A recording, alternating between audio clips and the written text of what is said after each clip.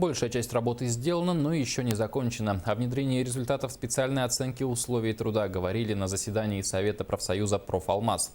Напомним, что в связи с изменениями в Трудовом кодексе России с 2014 года в Алроса началась проверка рабочих мест по различным факторам вредности, что в конечном итоге влияет на размер заработной платы каждого работника. О предварительных цифрах и о том, как будет идти работа по спецоценке в этом году, смотрите далее.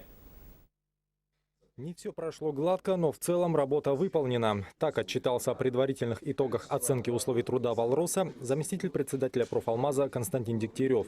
Он признал, что не во всех подразделениях специалистам, проводившим оценку, руководители профсоюзных ячеек оказывали помощь.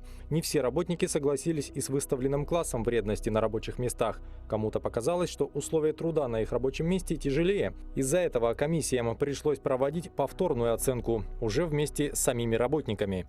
Прежде всего, определен объем и с привлечением лаборатории аттестующей организации проведены дополнительные исследования по рабочим местам, в том числе и в зимний период, потому что у работников много вопросов возникало, что замеры производились на некоторых рабочих местах. Особенно, конечно, это связано с основным производством, с карьерами.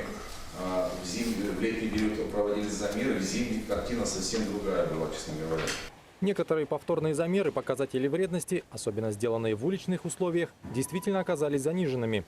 В итоге, после проведения спецоценки, число рабочих мест, связанных с вредными условиями труда, снизилось почти в 2 раза. Класс вредности напрямую влияет на размер оплаты труда и предоставляемые льготы и компенсации. Свою оценку о проделанной работе на заседании Совета высказали и представители правкомов с северных площадок. По их мнению, особых нареканий у работников подразделений результаты спецоценки не вызвали. Некоторые до сих пор, например, не могут понять, почему было так, стало так. Но эта работа, как я уже хочу сказать, и дальше продолжается проводиться и будет проводиться. В связи с внедрением новой системы оплаты труда по уменьшению заработной платы у нас ни у кого не произошло.